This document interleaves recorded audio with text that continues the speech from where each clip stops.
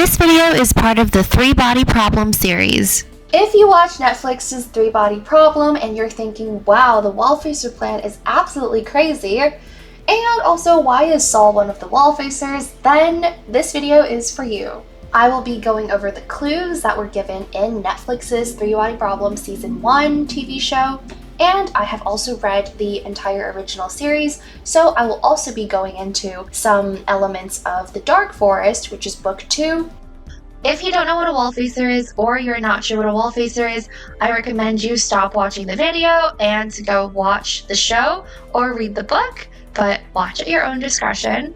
So, Saul is a Wallfacer now, and that means he must come up with a grand master plan to defend Earth and defeat the Santee, who will arrive in 400 years.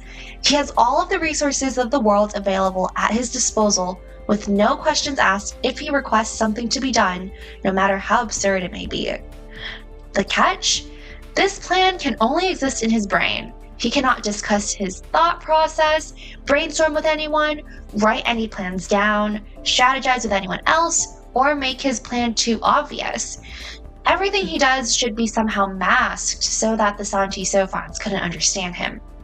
And so this is a very big responsibility placed on anyone's shoulders, and you get so much power too. So why is Saul one of the Wallfacers as someone who is so young? Sure, he is one of the smartest, or the smartest, young physicists of Vera's cohort, according to Ye Wenjie, and he also personally knows the person who doomed humanity's fate. But is that enough for him to mysteriously have been chosen to be a Wallfacer?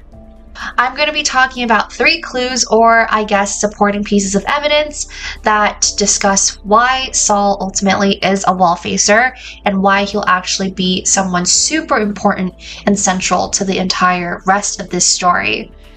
The first clue is that Saul is the last person that Ye Wenjie spoke to about some of her thoughts, about some things that are actually brewing in her mind for a long time. And shortly after they spoke, Ye Wenjie got on a flight and then went to China and then died there. And the conversation occurred at her daughter's tombstone. The conversation was at first kind of just discussing Vera, but then the conversation kind of turned weird after Ye Wenjie started telling Saul a joke about Einstein. The first clue is that Saul knows something that nobody else knows, and this is something that Ye Wenjie, the person who was aware of the existence of an advanced alien civilization for the longest period of time, bestowed upon him. The second clue then is going to be the content of what that knowledge that only Saul knows actually is. So we're going to turn back to the conversation with Ye Wenjie. The joke kind of went something like, Einstein plays the violin while God plays the saxophone. When Einstein tried to join God in playing a song together, an angel quickly ran up to him and said, "Never play with God," referring to Einstein playing the violin versus God playing the saxophone. After that, Ye Wenjie emphasized that line, "Never play with God."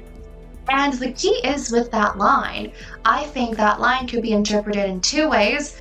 Number 1 is the surface meaning of that line in the context of the Einstein joke, and number 2 is more of the conceptual, contextual, and connotation of what that line means in general. So looking at the context of this joke, Einstein plays the violin, and God plays the saxophone. And these 2 instruments are 2 fundamentally different mediums where music is played from.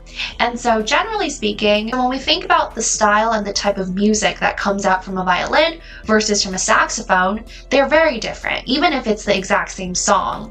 And when we think about the environment that these instruments are generally played in, for a violin we might think about an orchestra, a symphony, and classical music. Whereas for saxophones you might think about something more modern, at a cabaret, jazz, or more soulful music. Those 2 instruments together, therefore, might not produce the most harmonious music. And so there might be this dissonance in harmony, which is why these 2 different instruments should not play together, and why you should not play with God, who is the player of the other instrument. However, there is also the angel that shows that there is this sort of gap in levels. It's not like an equal footing. There is this hierarchy of God being higher, so perhaps you're not good enough to play on the same stage as him yet. And now moving over to the second interpretation of never play with God, the more conceptual, connotation, general sense. When we hear someone say never play with someone, it usually means never mess with them. So never play with God is very simply, don't mess with him, don't deceive him, don't lie to him, don't try something funny, don't try something to hurt them because they will always know. And when we put kind of both of these meanings together, it seems like what Ye Wenjie's joke really meant was sort of a warning. She is saying, don't mess with God, this more advanced being, which could be interpreted as the Santi civilization.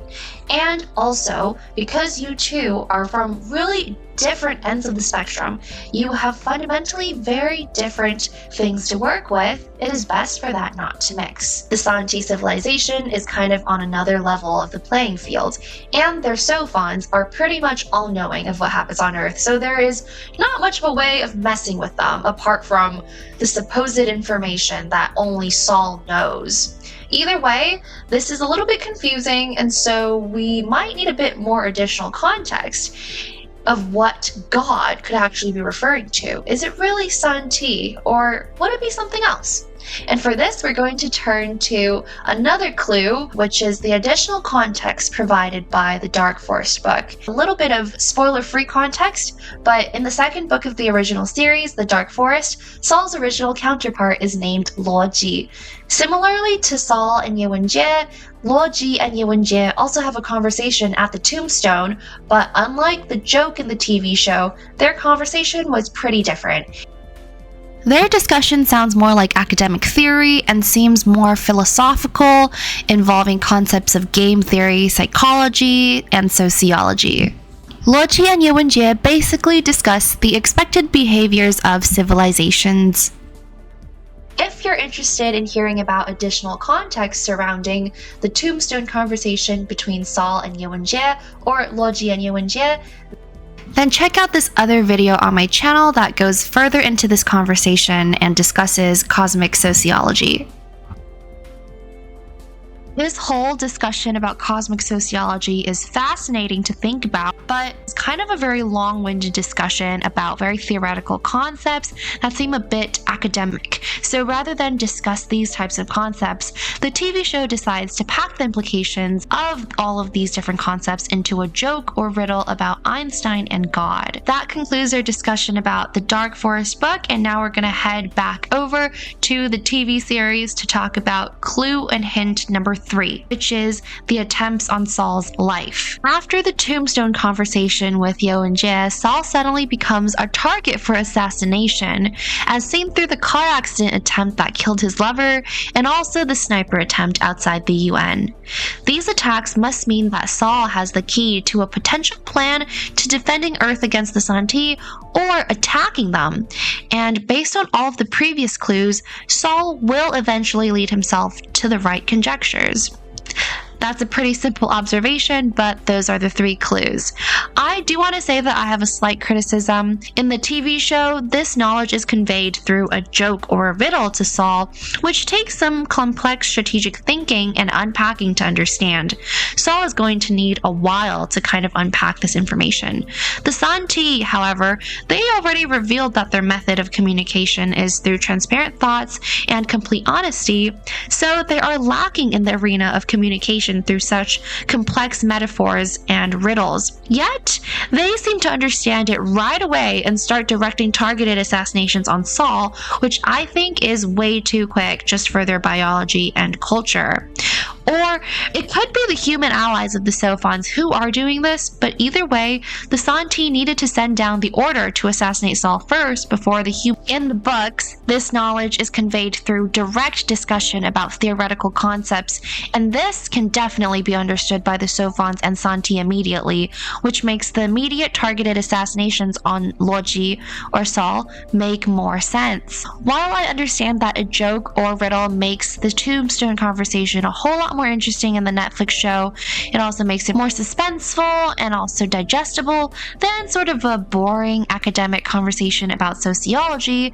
There is this inconsistency that arises about the Santi's communication style here. What are your thoughts about this? Let me know in the comments below. All right, there you have it. This is my breakdown of clues of why Saul was chosen as a Wallfacer, and also a hint at what to think about or keep an eye out for next. I did not want to fully outright say what is the reason Saul is a Wallfacer, but hopefully with this video, this is some food for thought for you to come to your own conclusion. I also just want to say, if you don't know what the Dark Forest means yet, please do yourself a favor and do not search it up. This is a theory, a term that was coined by the author Cixin Liu, and it has been further popularized by mainstream media, by creators, social media, and pop culture, which I think is such a great achievement, but I do think is slightly bad for the books because one of the biggest build-ups, mysteries, and suspense that leads to a huge discovery happening in the book is kind of just spoiled. It's just kind of out there, really easy to find, and I think it does let down a little bit of that buildup. So if you don't know what the Dark Forest is yet, please try to avoid videos, articles, anything discussing the Dark Forest, and just find out for yourself and let that mystery unfold. Thanks for watching! Like and subscribe and check out my other videos on Threebody Problem.